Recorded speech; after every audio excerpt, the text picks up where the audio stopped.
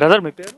మధుసూదన్. మధుసూదన్, ఏం చేస్తుంటావు బ్రో? నేను బీటెక్ గ్రాడ్యుయేట్. BTech graduate. అవును. జాబ్ సర్చింగ్లో ఉన్నావా? అవును. జాబ్ సర్చింగ్లో ఏంటి, ఎట్లా ఉంది మరి బీటెక్ గ్రాడ్యుయేట్, మరి జాబ్ సర్చింగ్లో ఉన్నావు, మరి ఐటీ మినిస్టర్గా లోకేష్ గారు వర్కింగ్ ఏంటి, ఎలా పనిచేస్తున్నారు?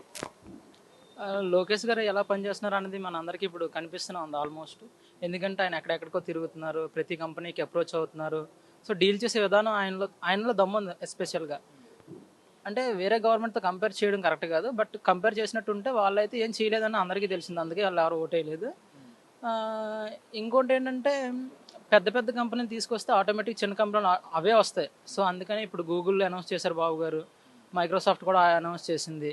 నెక్స్ట్ బిట్స్పిల్ అనే యూనివర్సిటీ కూడా ఇక్కడ ఇనాగ్రేట్ చేయడానికి రెడీ అవుతుంది. సెకండ్ థింగ్ ఇన్ఫోసిస్ వచ్చింది, ఐబిఎం వచ్చింది, సిటిఎస్ కాగ్నిజెంట్ వచ్చింది, టీసీఎస్ వచ్చింది.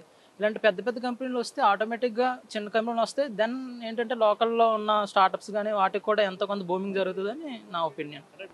కంపెనీస్ వస్తున్నాయని అట్లనే గవర్నమెంట్ కూడా చెప్తుంది, ఈ కంపెనీస్ అనేది తీసుకొస్తున్నాం అని చెప్పేసి వాళ్ళు చెప్తున్నారు.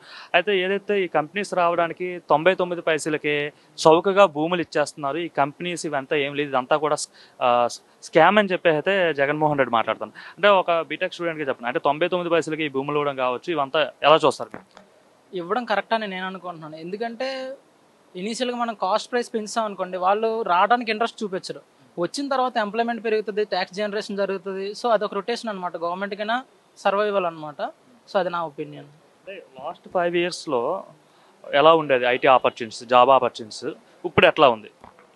లాస్ట్ 5 years మీరు చూసుకున్నట్టే అసలు నథింగ్ అనమాట. ఏవో 5,000 రూపాయలు వాలంటీర్ ఉద్యోగాలు ఇచ్చి అవే ఉద్యోగాలు ఇచ్చినట్టు వాళ్ళు ప్రచారం చేసుకున్నారు.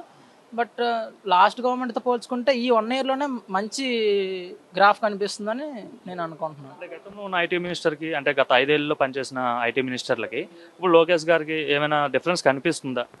చాలా. లాస్ట్ ఐటీ మినిస్టర్ ఎవరో తెలుసు కదా, విశాఖపట్నం ఆయన పేరు గుడివాడ అమర్నాథ్ అని. ఆయన కంపారిజన్ చెత్త కంపారిజన్లు చేస్తున్నాడు అనమాట. ఎంత ట్రోల్ చేశారో మీకు తెలిసిందే.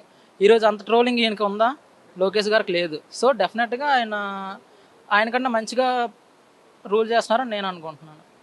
అంటే ప్రజెంట్ ఎవరికి జాబ్ కావాలని ఐటీ జాబ్ కోసం బెంగళూరు, చెన్నై, ముంబై ఇట్లా వెళ్ళాల్సి వస్తుంది పరిస్థితి.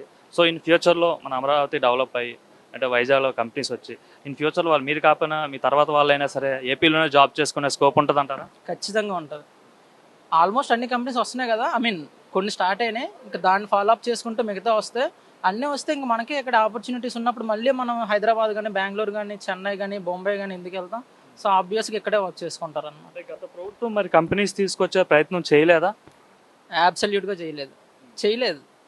చేసేవాళ్ళు అయితే వాళ్ళు అడ్వర్టైజ్ చేసుకుంటారు కదా, అట్లీస్ట్ వాళ్ళు ఎప్పుడు చూసినా కొడతానో తిడతాను. Even today also Jaganmohan Reddy ఏం చెప్తున్నారు? నరుకుతాను. నువ్వు ఒక సీఎం అయ్యుండి జనాలకు నువ్వేం మెసేజ్ ఇస్తున్నావు అసలు? నేను వయసులో చిన్నవాడిని అయ్యి ఉండొచ్చు, నువ్వు ఏం చెప్తే జనాలు అది వింటారు. సో నువ్వు అలాంటి చెప్పడం వల్ల ఏంటంటే నీ కింద ఉన్న వాళ్ళు అదే చెప్తారు, ఇంకా ఆ కింద ఉన్న కార్యకర్తలు అదే నేర్చుకుంటారు. సో అది చెప్పడం కరెక్ట్ కాదు. ఏదైనా మంచి మోటో తీసుకెళ్ళండి, జనాల్ని ఎడ్యుకేట్ చేయండి, మోటివేట్ చేయండి తప్పించి ఇలాగ వేరే రూట్లో తీసుకెళ్ళడం కరెక్ట్ కాదని నా ఒపీనియన్.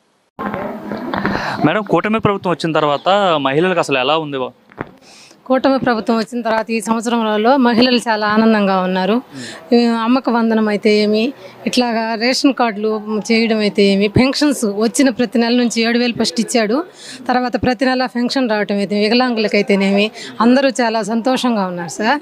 అంటే మహిళలకు భద్రత లేదు, రక్షణ లేదు, మహిళలపైన ఎక్కువ దాడులు జరిగిపోతున్నాయి చంద్రబాబు నాయుడు ముఖ్యమంత్రి అయిన తర్వాత అని చెప్పి అయితే వైసీపీ వాళ్ళు అంటున్నారు. అసలు వాస్తవంగా మహిళలకు ఎలా ఉంది భద్రత? వైసీపీ వాళ్ళు ఆయన మీద బురజలే దానికి చెప్పేదే ఇది. కానీ చంద్రబాబు నాయుడు ప్రభుత్వంలో ఎప్పుడు కూడా మహిళలకి రక్షణగానే ఉంటాడు. ఎక్కడ జరిగినా ఇప్పుడు మనం హోంమంత్రి అనితా గారు వెంటనే రియాక్ట్ అయ్యి వెంటనే అన్ని యాక్షన్స్ తీసుకుంటుంది. అదంతా వైసీపీ వాళ్ళు బురజల్లడమే మన ప్రభుత్వం మీద, కూటమి ప్రభుత్వం మీద. రీసెంట్గా జగన్మోహన్ రెడ్డి ప్రెస్ మీట్ పెట్టి మాట్లాడుతూ గట్టిగా కళ్ళు మూసుకుంటే 3 ఏళ్ళు తర్వాత చంద్రబాబు నాయుడు ఎగిరిపోతాడని చెప్పి అయితే జగన్మోహన్ రెడ్డి మాట్లాడకపోతే ఆయనకి ఇది లేదు కదా, అందుకనే అలా చెప్తా ఉంటాడు. ఎందుకంటే ఆయన ముందుకు రావట్లేదు. ఇప్పుడు ప్రస్తుతానికి ఎత్తుకుంటే మా నెల్లూరులో ప్రోగ్రామ్ అంటున్నారు, ఇప్పుడు 3 times క్యాన్సిల్ అయింది. ఎందుకు రాలేకపోతున్నాడు? అట్లా చెప్పుకుంటూ పోతా ఉంటే ప్రజలేం కళ్ళు మూసుకొని లేరు సార్. అందరికీ ఎవరు ఏ ప్రభుత్వంలో ఏం జరుగుతుందో అందరికీ తెలుసు. జగన్ గారు అలా చెప్పడం చాలా విడ్డూరంగా ఉంది. అంటే ఒక మహిళగా చెప్పండి, గత 5 ఏళ్ళు జగన్మోహన్ రెడ్డి పాలనకు ఇప్పుడు ఏడాది చంద్రబాబు నాయుడు పాలనకు ఏంటి తేడా? జగన్మోహన్ రెడ్డి గారి పాలన అంటే సార్ అప్పుడు అన్ని చెప్పడమే కానీ ఏది చేయలేదు సార్. అంత పిడికిడి మట్టి ఎక్కడా వేయలేదు. 10,000 ఆటో కార్మికులకు వాళ్ళకి వేసాడు తప్పిస్తే ఇంకైతే ఏ పని చేయలేదు, ఏమీ చేయలేదు సార్. ఇప్పుడు ఈ సంవత్సరంలో అందరూ సుభిక్షంగా సంతోషంగా ఎక్కడ రోడ్డు మీద వెళ్తున్నా చంద్రబాబు గారిని తలుచుకుంటూ వెళ్ళిపోతున్నారు సార్. అది